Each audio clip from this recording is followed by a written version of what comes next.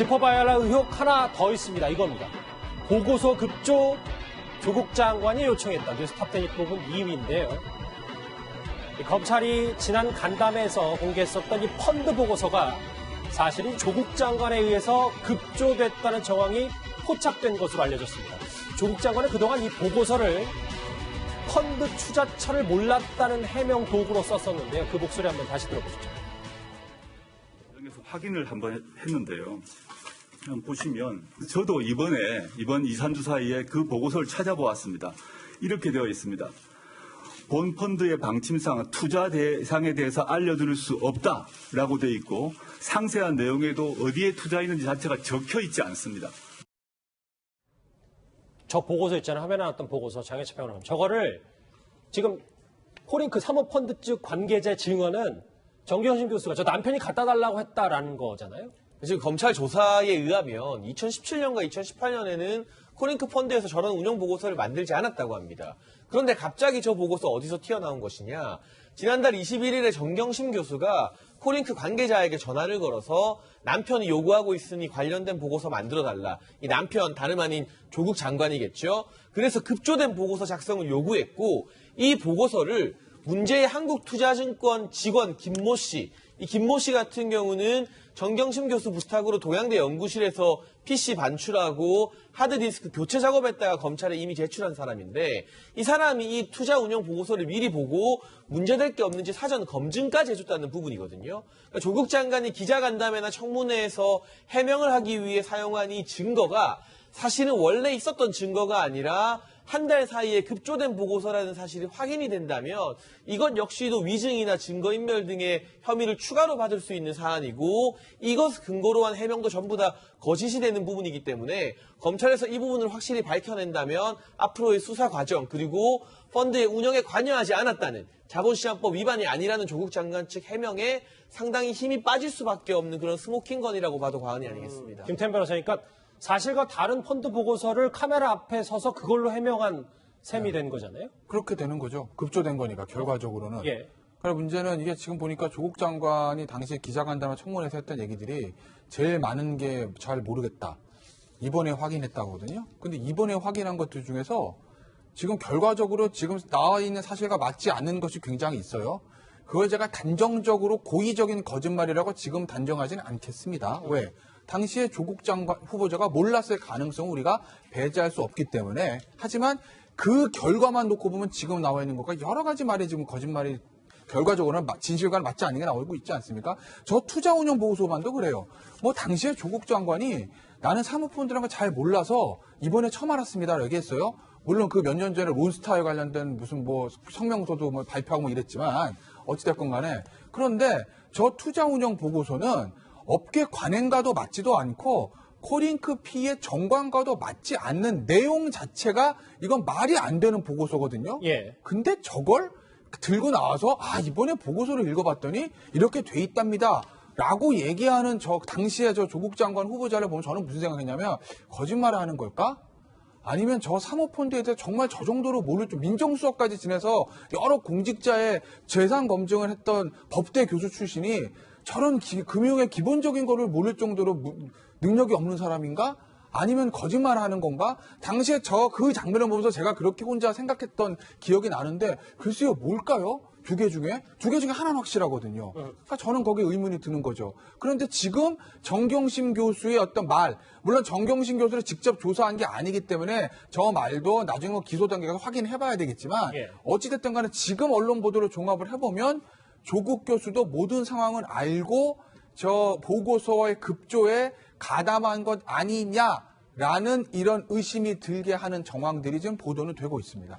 이 펀드 보고서 급조 건, 그러니까 가짜 보고서로 해명을 한 거 아니냐라는 논란과 함께 조진 부장 여기 보시면 청문회 전에 펀드 관련 입장 내지 말아라 이렇게 10차례 이상 통화하면서 이 부분도 입을 맞췄다는 의혹이 계속해서 불거지고 있어서요. 네. 그 코링크의 실질적 대표는 조국 장관의 오촌 조카였습니다. 네, 조모 씨고요. 이 조모 씨가 웰스 C&T 대표 최모 씨에게 10차례 이상 전화를 합니다. 웰스 C&T라는 거는 이 조국 펀드가 인수한 가로등 전멸기 생산 업체지요. 네, 그런데 이 10차례 이상 전화를 걸고 오간 시점이 아주 흥미로워요. 이 10차례 이상 전화가 걸린 시점이 지난달 9일부터입니다. 지난달 9일은 조국 장관이 법무부 장관 후보자로 지명된 날입니다. 바로 그날부터 전화를 집중적으로 걸기 시작해서 지난달 15일에도 이루어졌어요. 이 15일에 주목해야 되는 거는 바로 청문회 준비단이 조국 펀드는 합법적으로 이루어졌다 이렇게 해명한 날입니다. 그러니까 지명된 날부터 합법적 투자였다 이렇게 한 날까지 집중적으로 전화통화가 이루어졌다. 그래서 지금 검찰에서는 이렇게 조모 씨, 오촌 조카와 최모 씨 간에 10차례 이상의 전화가 집중적으로 오간되는 바로 조국 장관 부인이 조모 씨에게 부탁했을 가능성을 높게 보고 있습니다. 지금 언론 보도를 보면 두 사람의 통화 내역을 점검해 보니 이런 정황이 가능하다 이렇게 보고 있습니다. 이건 여의도 저승사자가 김태현 변호사님 수사하는 건 아니죠? 아, 그렇죠. 여의도 저승사자는 WFM의 어떤 그 자본시장법 위반 혐의 예. 그 부분에 대한 걸로 조사를 하죠. 알겠습니다. 자, 그렇다면 왜 조국 장관 측이 이렇게 펀드와 관련된 증거에 대해서는 민감한 반응을 보였을까요? 검찰은 정경심 교수가 직접 투자에 깊게 관여한 적이 있었기 때문으로 보고 있습니다. 장희철 평론가님, 또 다른 얘기가 계속 나오고 있어요. 이거 좀 같이 이제 봐야 될 부분도 시청자분들 잘 따라오셔야 돼요. 왜냐하면 이 펀드 관련해서 3년 전 계약서에 정경심 교수의 인감이 있었다는 거예요. 네, 정경심 교수가 주식 청약을 한 건데 5억 원을 투자해서 신주 500주를 발행받기로 했다. 여기에 정경심 교수 인감 도장도 찍혀 있다고 하거든요.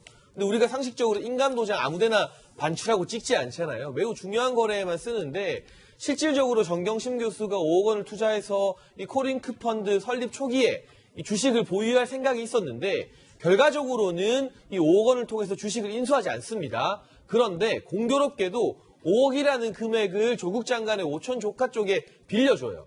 이 빌려준 5억으로 코링크 펀드의 초기 설립 자금이 됐다는 맞아요. 게 예. 검찰의 지금 주장인 것 같고요. 또 3억을 추가로 정경심 교수 남동생에게 조국 장관의 처남에게 빌려줘서 시가보다 200배 높은 가격으로 지분을 매입하게 하잖아요. 이런 것들이 결국에는 검찰에서는 어떻게 바라보고 있느냐. 원래 정경심 교수가 초기부터 이 조국 장관 오촌 조카와 함께 코링크 설립과 운영에 깊이 관여가 돼 있었는데 이제 남편의 어떤 민정수석이 될 수도 있고 이때는 물론 정권 교체 이전이었습니다만 본인이 직접 개입하게 됐을 때 조국 장관에게도 여러 가지 의혹이 따라붙을 수 있으니 오촌 조카라던가 또는 남동생을 내세워서 대리로 차명으로 코링크 펀드를 설립하게 하고 운용하게 하고 실질적으로 지분을 매입해서 지배권을 가졌던 것이 아니냐. 그런 부분에 방점을 맞춰서 검찰 수사가 진행되고 있습니다.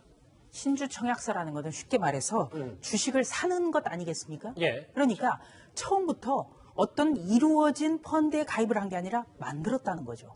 그리고 중요한 거는 인감도장이에요. 장혜찬 평론가가 잘 설명을 했습니다만 인감도장이라는 거는 우리 국가행정기관에 공인받은 도장이에요. 맞아요. 예, 예. 그게 굉장히 효력을 갖거든요. 그래서 인감도장은요, 주민등록증이나 여권보다도 훨씬 더 강한 효력을 갖습니다. 그 얘기는 자기가 직접 개입을 했다. 이렇게밖에는 볼 수 없는 코링크는 사실상 정경심 교수의 정경심 펀드였다. 이렇게 볼 수 있는 거죠. 예. 자, 그런데 청문회에서는요, 이런 얘기가 나왔습니다. 조국 장관이 이 정경심 교수의 직접 개입 정황을 사전에 몰랐을 리 없다고 얘기했었거든요. 그 내용 한번 다시 들어보실까요? 제가 코링크란 이름을 저는 이번 검증 과정에서 비로소 제가 알게 되었습니다. 후보자님, 저는 재산 공개 굉장히 오랫동안 했어요. 소위 공직자 윤리 시스템에서 그걸 최종적으로 공개하기 이전에 출력을 해가지고 당사자의 서명 날인을 받습니다. 하셨을 거 아닙니까? 그때 뭐 보셨다고요? 그때도 코링크라고 표시가 되어 있습니다. 사모펀드인지 뭔지 자체를 아니, 몰랐습니다. 그런 식으로 결제를 서명 날인을 하면서 어떻게 그럼 저거에 대한 조국 장관의 해명은 우리가 또 어떻게 받아들여야 돼요? 조수진 부장. 전혀 사모펀드 뭔지 자체를 몰랐다. 서명 날인에 대해서도 이렇게 얘기를 하는데. 그러니까 전혀 이게 지금 말이 안 되고 있는 거죠. 점점 더 조국 장관은 자신이 청문회라든지 나홀로 기자회견에서 했던 것이 전부 다 지금 거짓말로 나오고 있는 상황이거든요. 그리고 지금 청문회에서는 조국 장관이 계속 사모펀드 자체를 몰랐다. 이번에 알게 됐다라고 하는데, 자, 우선 민정수석으로서 업무를 하면서 다른 사람 재산 검증 들여다보면서 사모펀드를 몰랐다? 그것도 이해가 안 되고요. 민정수석 재임 시작 5년 전에 이미 사모펀드와 관련해서 사모펀드의 폐해 관련한 연판장에 서명도 있어요. 그러면 알고 있다는 거죠. 그리고 또 한 가지는 우리가 법을 떠나서 상식선상에서 나의 재산의 전체 재산보다 훨씬 많은 돈을 투자 약정한 것, 그거를 부부간에 이야기를 하지 않는다? 정상적인 부부겠습니까? 가능합니까? 그러니까 하나만 더 말씀을 드리면요. 예.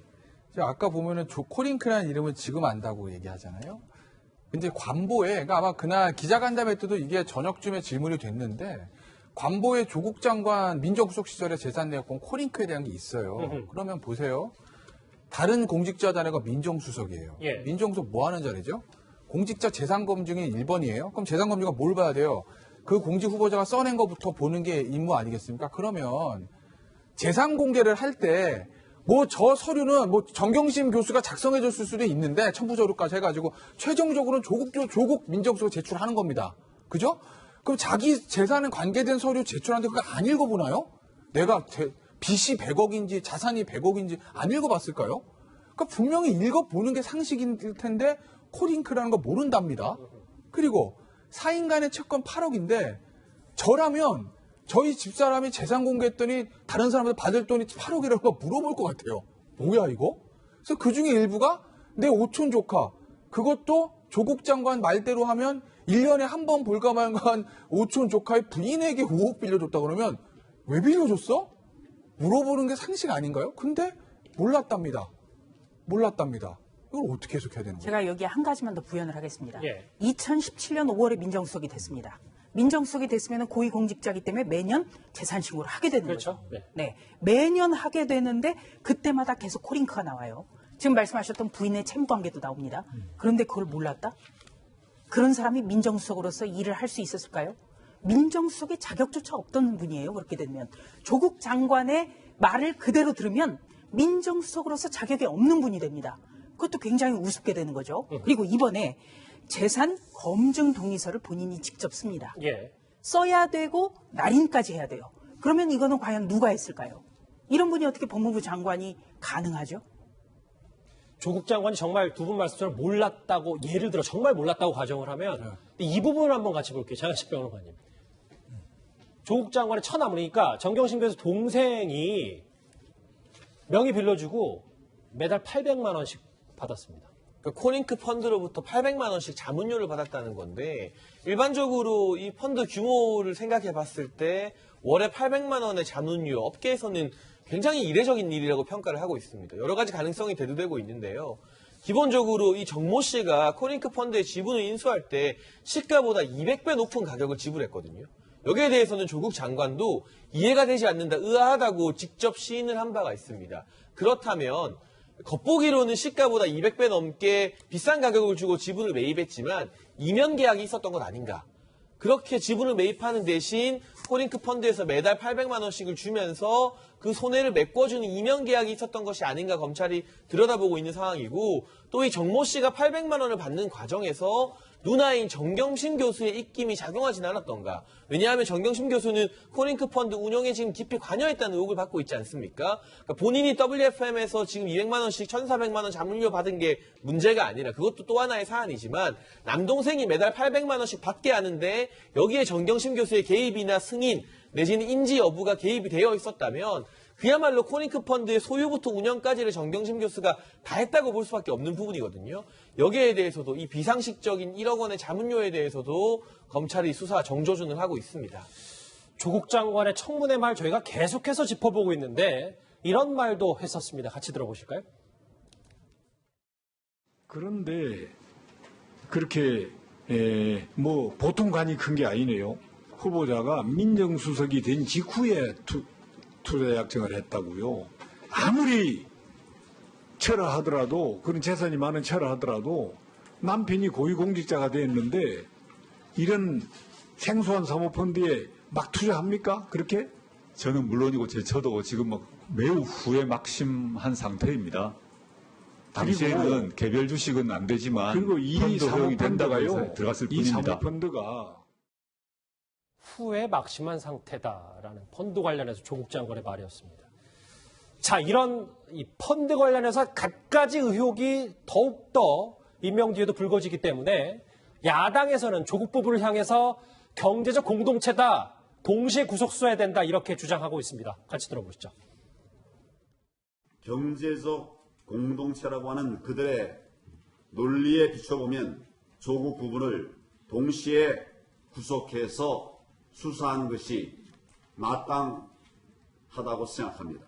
박근혜 대통령과 최순실이 경제 공동체라면 조국과 정경심은 경제 일체에 해당하는 거예요. 경제 쌍둥이나 마찬가지인 거예요. 공직자 윤리 위반 아닙니까? 당장 내려가서 검찰에 자수하십시오. 조국 장관은. 야당의 공세가 더 거세져서 야당은 이렇게 쓴소리를 하면서 장관 직무정지 집행, 장관 집행 정지 가처분 신청까지 내겠다고 했습니다. 펀드 의혹이 더 커지고 있는데요. 관련해서 저희도 좀 주목해 보겠습니다.